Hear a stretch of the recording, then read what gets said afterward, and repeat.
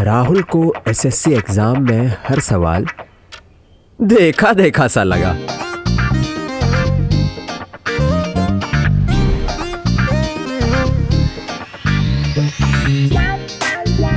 और लक्ष्मण ने text book पे जो पेपर सॉल्व किए थे ना, वो ऐसे के ऐसे कांस्टेबल एग्जाम में आ गए।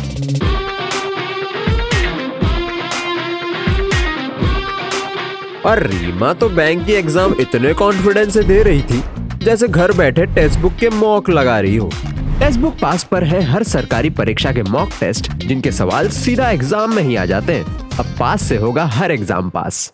नमस्कार दोस्तों, मैं राज पांडे, आप देख रहे हैं आरसीएन टुडे। आप सभी का आरसीएन न्यूज़ चैनल पर हार्दिक स्वागत है। लगातार इस चैनल के माध्यम से आपको सबसे ऑथेंटिक जानकारी देने का प्रयास किया जाता है।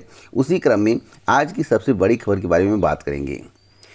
पहली बड़ी खबर है यूपीएससी की। यूपीएससी के माध्यम से पेट 2024 के अंतर्गत 4 बड़ी भर्तियां आने वाली हैं। कौन कौन सी बड़ी भर्ती है, इसके बारे में पूरी जानकारी दूंगा। वीडियो को पूरा देखते रहिए। सबसे पहले बात होगी कि पेट 2024 का नोटिफिकेशन किस महीने में आएगा। अगस्त माह तक नोटिफिकेशन जारी करने की तैयारी चल रही है, इसलिए आपको तैयारी करते रहना चाहिए। पिछले की तुलना में, यानी कि पेट 2023 की तुलना में अब की बार पेट 2024 में कैंडिडेट की संख्या अधिक रहने वाली है। कौन कौन सी भर्तियां आएंगी, तो सबसे पहले मैं आपको बता दूं, बीडीओ की भर्ती आएगी। पदों की संख्या 1500 से अधिक हो सकती है।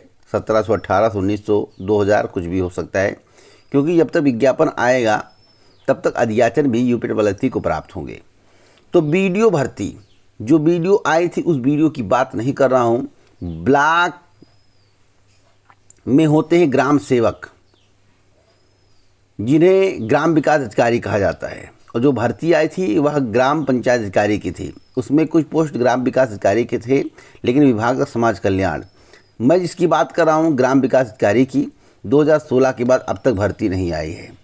तो इसका विज्ञापन आपको देखने को मिलेगा। आपको परेशान होने की आवश्यकता नहीं है। पेट 2024 से एक भर्ती है एग्रीकल्चर टेक्निकल असिस्टेंट की। आपको मालूम होगा कि एग्रीकल्चर टेक्निकल असिस्टेंट भर्ती का विज्ञापन 2023 पीईटी से निकाला गया है। कुल पदों की संख्या 3446 है। विज्ञापन कई वर्ष बाद जो है जारी किया गया है। इन पदों की संख्या में कमी से कृषि प्रतियोगी छात्रों में भारी असंतोष है। जो अभ्यर्थी हैं जिन्होंने आवेदन किया है पेट 2023 से 3446 पदों के लिए, उनकी मांग है कि 1853 पद जो हैं, जो 1853 पद हैं, यानी कि 1853 पद है, उसे पेट 2023 से जो भर्ती आई है 3446 पद, उसमें जोड़ दिया जाए। मैं आपको बता दूं, यह पद अभी जुड़ने की संभावना नहीं है। अगर जुड़ा नहीं तो पेट 2024 से या फिर 25 से, इन 2 पेट के अंतर्गत एक एग्रीकल्चर टेक्निकल असिस्टेंट की वैकेंसी और आपको देखने को मिलेगी। तो यह सबसे बड़ी खबर मैं आपको बता रहा हूँ। तो 2 भर्ती हो गया। एक भर्ती है लोअर पीसीएस की। लोअर पीसीएस के संबंध में केवल अफवाह उड़ाई जा रही है कि उत्तर प्रदेश लोक सेवा आयोग इसका विज्ञापन जारी करेगा। अब भैया, अफवाह अभी वर्तमान में है। विज्ञापन अगर उत्तर प्रदेश लोक सेवा आयोग जारी कर दे तो आप कहेंगे सर आप झूठ बोल रहे थे, लेकिन वर्तमान में अभी कोई डिसीजन नहीं हुआ है, चाहे यूपीएससी कराए या यूपीपीएससी कराए।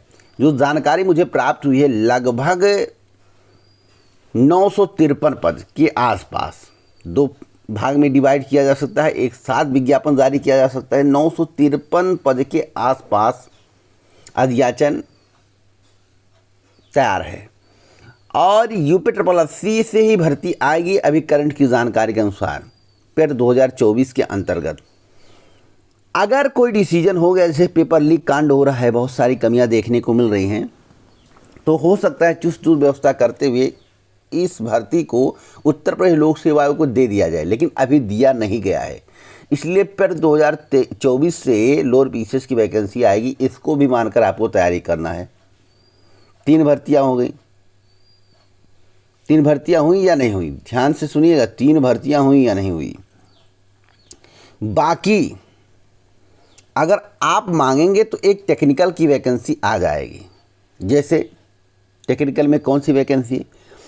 टेक्निकल में आएगी ट्यूबवेल ऑपरेटर की। ट्यूबवेल ऑपरेटर की वैकेंसी आपको देखने को मिल सकती है। तो आप लोग अपनी तैयारी करते रहिए। बड़ी अपडेट मैं आपको बता रहा हूँ।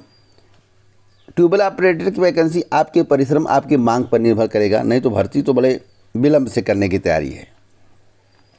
अब मैं बात करूंगा नीट को लेकर।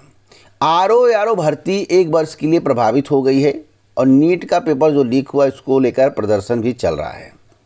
देखिए दोस्तों, यूजीसी नेट नीट यूजी में पेपर लीक होने को लेकर घमासान जारी है। ऐसे में सहायक समीक्षा अधिकारी 2023 का पेपर लीक होने की वजह से उत्तर प्रदेश लोक सेवा आयोग का पूरा कैलेंडर ध्वस्त हो गया है। समीक्षा अधिकारी, सहायक समीक्षा अधिकारी और पीसीएस प्रारंभिक सहित कई परीक्षाएं करीब 1 वर्ष से प्रभावित हैं। जाहिर है कि आयोग को अब साल भर में विज्ञापन जारी करने से लेकर परिणाम जारी करने जैसी स्थितियाँ तैयार करने में लंबा समय लग सकता है, लंबा सफ़र तय करना पड़ सकता है। अब आप सोच रहे होंगे कि 1 वर्ष कैसे लग जाएगा, परीक्षा तो इसी वर्ष होगी। दोस्तों, इस भर्ती को कंप्लीट होने में 1 वर्ष से ज़्यादा का समय लगेगा। हो सकता है यह भर्ती जो है 2025 जून के बाद कंप्लीट हो, इसकी संभावनाएं प्रबल हैं। उससे पहले कंप्लीट होने की संभावना नहीं है। नीट की बात करें, नीट के संबंध में बैठक हुआ। नीट के संबंध में जो बैठक हुआ उसमें इस बात पर निर्णय हुआ कि जो 1500 हैं उनकी परीक्षा सुष्ठुतापूर्ण करा ली जाए, और सबकी परीक्षा कराने को तैयार नहीं है। एनटीए, नेशनल टेस्टिंग एजेंसी, सभी की परीक्षा कराने को तैयार नहीं है। आपको बता दें कि काउंसलिंग पर रोक से सुप्रीम कोर्ट ने इनकार कर दिया है। अब जो बेंच बैठी थी जिसमें जो जस्टिस विक्रम नाथ और एसबीएन भट्टी थे, उनकी अवकाशकालीन पीठ ने इससे संबंधित याचिकाओं पर सुनवाई की। उन्होंने कहा कि हम काउंसलिंग नहीं रोक सकते हैं।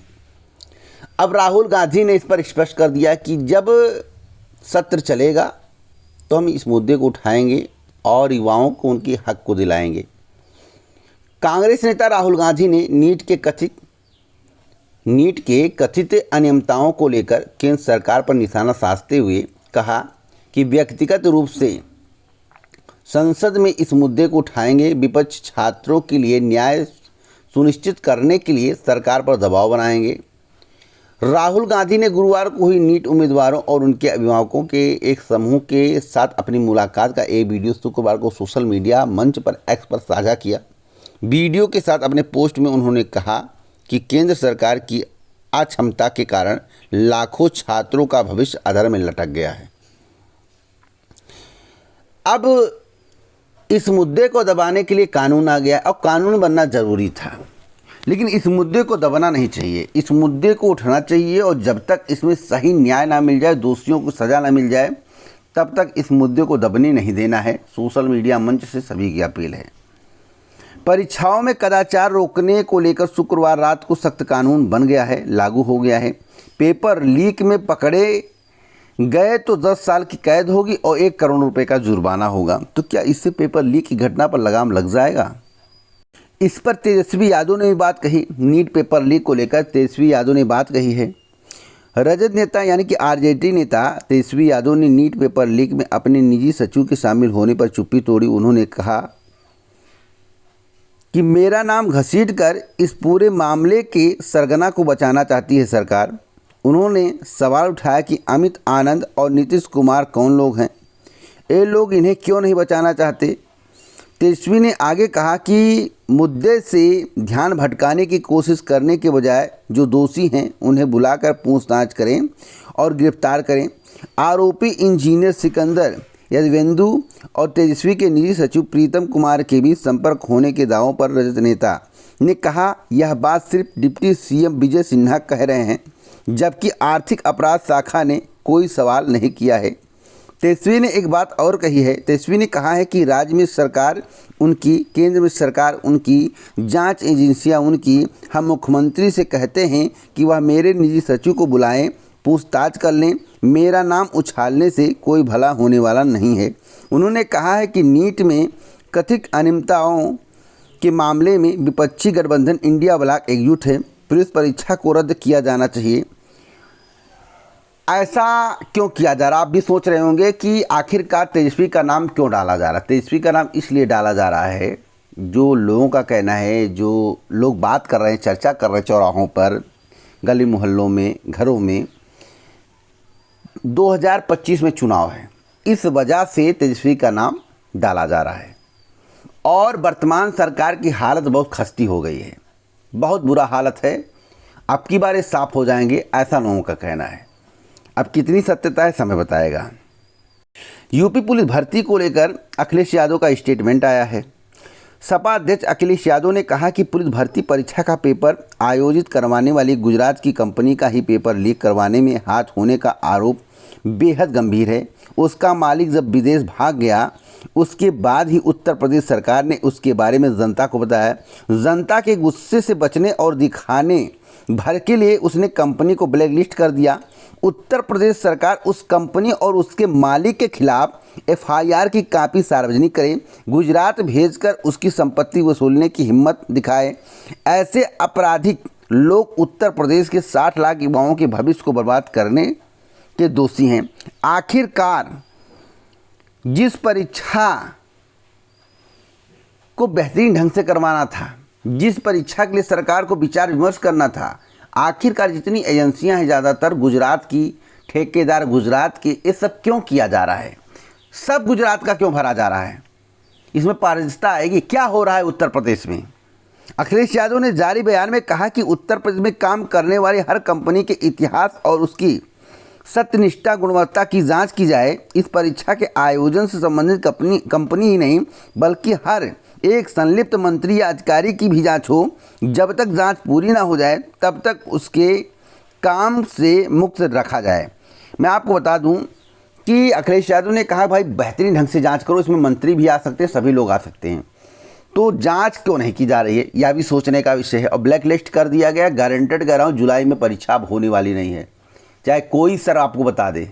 101% मैं इसी चैनल के माध्यम से सबसे पहले बताया हूँ, किसी को विश्वास हो या ना हो। उत्तर प्रदेश सरकार ने एक निर्देश जारी किया है। प्रदेश सरकार ने भर्ती परीक्षाओं के पेपर लीक होने की घटना को रोकने के लिए परीक्षाओं की योजना को सही रूप से तैयार किया है। आयोजन नीति में बड़ा बदलाव कर दिया है। अब कोई भी प्रतियोगी परीक्षा एक एजेंसी के भरोसे नहीं रहेगी। अलग अलग कार्यों के लिए 4 एजेंसियों का चयन किया जाएगा। धांधली रोकने के लिए अब अभ्यर्थियों को उनके गृह मंडल से बाहर जाकर परीक्षा देनी होगी। प्रत्येक पाली के लिए कम से कम 2 सेट में प्रश्न पत्र तैयार किए जाएंगे। पुलिस भर्ती और समीक्षा अधिकारी, सहायक समीक्षा अधिकारी परीक्षा रद्द कर दी गई है, जिसकी वजह से सरकार काफ़ी किरकिरी का सामना करना पड़ रहा है। ऐसी नीति बनाने का निर्देश दिया था कि परीक्षाओं में किसी भी स्तर पर सेधमारी ना हो सके। कार्य विभाग के अपर मुख्य सचिव देवेंद्र चतुर्वेदी की ओर से यह नीति जारी की गई है। इसमें कहा गया है कि अब परीक्षा संबंधित अलग अलग कार्यों के लिए अलग अलग एजेंसी का चयन किया जाएगा। क्या इससे पारदर्शिता आ जाएगी?